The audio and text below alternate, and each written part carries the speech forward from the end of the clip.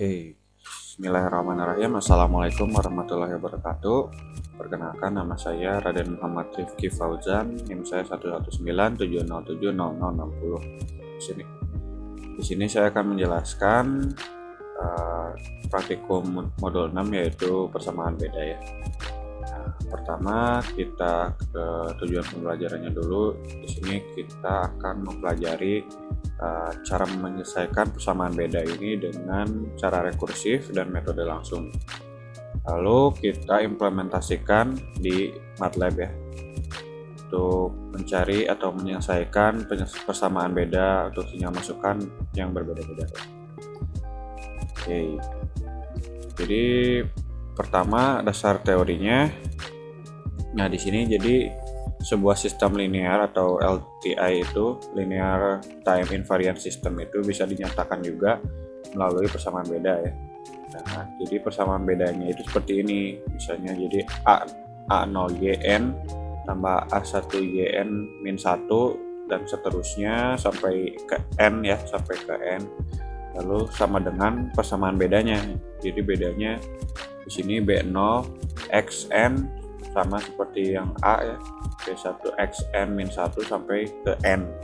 Kalau disimpelin jadi kayak gini nih. Jadi sigma A K Y N min K gitu ya. Ini K nya itu konstanta, sama sigma BK XN min K, dengan XN nya yaitu sinyal masukan. Jadi si XN ini sinyal masukan ini, dan YN ini sinyal keluaran, dan si AK dan BK ini adalah konstanta ya. Oke, di sini ada contoh soal. Misalnya suatu sistem LTI hubungan sinyal masukan dan keluaran dideskripsikan dengan persamaan beda sebagai berikut. Nah, ini keluarannya seperti ini dan masukannya seperti ini ya.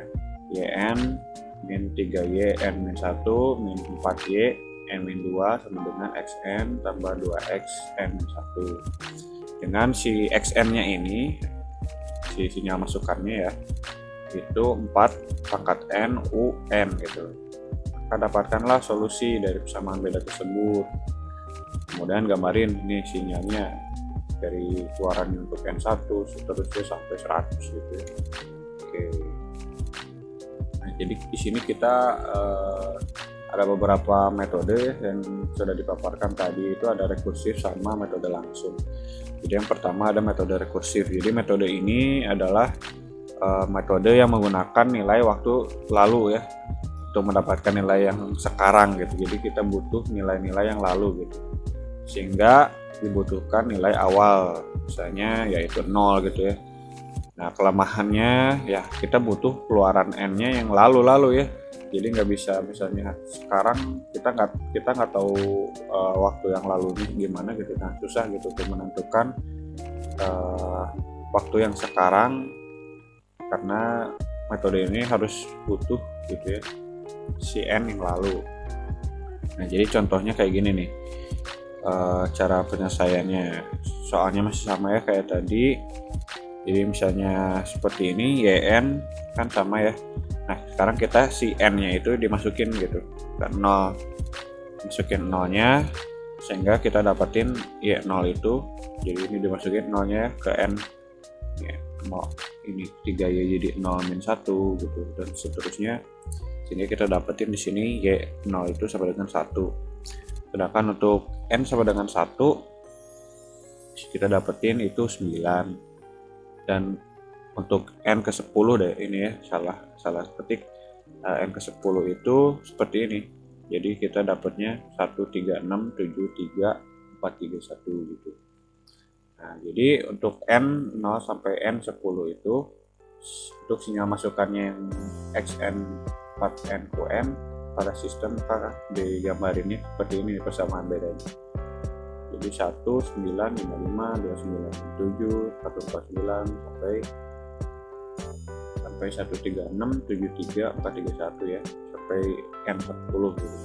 Nah, secara grafik di gambar ini seperti ini. Kayak gitu ya. Sedangkan kalau kita misalnya mau butuh nih yang N-nya sampai 100 sampai 200, maka kita butuh dulu ya Y-nya yang 99 juga Y yang 199 dari Y yang Y pada N sebelumnya gitu. Oke. Nah, sedangkan kalau metode langsung ini kita nyarinya bukan dari waktu sebelumnya gitu. Jadi kita dapatnya dari solusi homogen dan solusi partikulir. Jadi persamaan beda. Nah, solusi homogen itu gimana? Nah, solusi homogen itu pertama kita nolkan nih si X-nya. Si X-nya kita nolkan, lalu kita cari persamaan karakteristiknya dengan cara memfaktorkan ya. Jadi kita dapat nih si Z ini min 1 sama 4. Setelah dapat si Z1 min 4 ini, kita dapat nih solusi homogennya. Jadi YH ini C1 min 1N tambah C2 4N gitu. Nah, sudah dapat homogennya, kita cari solusi partikulirnya. Nah, solusi partikulirnya ini seperti ini. Kita masukin si solusinya yaitu 4N UN ya ke X gitu. Nah, kita masukin ke sini sehingga kita dapetin seperti ini ya. Sudah mendapatkan seperti ini.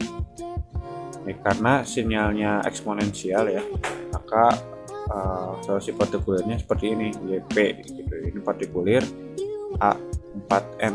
Tapi si solusi ini tidak memenuhi atau gagal ya memenuhi kondisi sistem, maka solusinya seperti ini sekarang. Maka dimisalkan solusinya seperti ini. YPN sama dengan AN 4N. Sehingga untuk mendapatkan nilai A-nya, maka pemisalan tersebut dimasukin nih ke sistem sehingga dapat A sama dengan 6/5. Jadi untuk solusi sistem di atas, untuk solusi totalnya gitu ya, kan dari solusi homogen dan partikulirnya seperti ini. YN-nya yaitu dari YH yang yaitu homogen ditambah YP yaitu partikulir. Jadi dari C1 min 1N tambah C2 4N lalu tambah 6/5 N 4N gitu ya. Jadi untuk mendapatkan si C1 dan C2 nya si solusi total ini di set gitu ya, dari nilai 1 dan nilai 2 sehingga ditemukan nih nilai Y0 dan Y1 nya. Nah, ini si nilai ini bakal sama nih untuk N0 dan N1 juga, maka akan ditemukan nih si C1 dan C2 nya. Hingga solusinya seperti ini. Kita bisa pakai semua ini di semua N gitu ya. Kita pakai si solusi total ini di semua N. Nah, ini kalau Y nya 2 ya tinggal kita ganti aja si N nya itu 2 gitu. Jadi seterusnya. Oke, kita langsung ke percobaan di MATLAB-nya. Oke, nah sekarang kita coba memecahkan atau menyelesaikan masalah tadi di lab. Di sini saya sediakan sintaksnya. Pertama di sini kita run dulu simulasinya. Hasilnya seperti ini. Ini untuk nilai masukan. Nah, ini untuk nilai keluaran soal beda tadi. Ini sama ya seperti yang kita hitung tadi. Nah, sekarang kita jelasin nih satu-satu sintaksnya seperti apa. Untuk CLC sama clear ini fungsinya untuk menghapus atau clear command window ini. Nah, selanjutnya kita masuk ke A gitu. A ini adalah YN atau kita keluarannya gitu. YN ini kan tadi di soal itu 1 min 3 min 4 ya, menjadi koefisien pada YN-nya. Sedangkan kalau B ini adalah koefisien pada XN. Nah, kayak gitu. Nah, kalau N ini kita rentang waktunya nilai N waktunya 0 sampai 10 ya. Jadi range waktunya kita di set 0 sampai 10. Nah, untuk X ini yaitu sinyal masukannya atau sinyal eksponensial yang tadi sudah ada di soal. Nah, untuk Y ini adalah filter. Filter itu untuk apa? Jadi untuk nilai hasil keluarannya nih, untuk menampilkan hasil. Jadi si filter ini fungsinya seperti ini.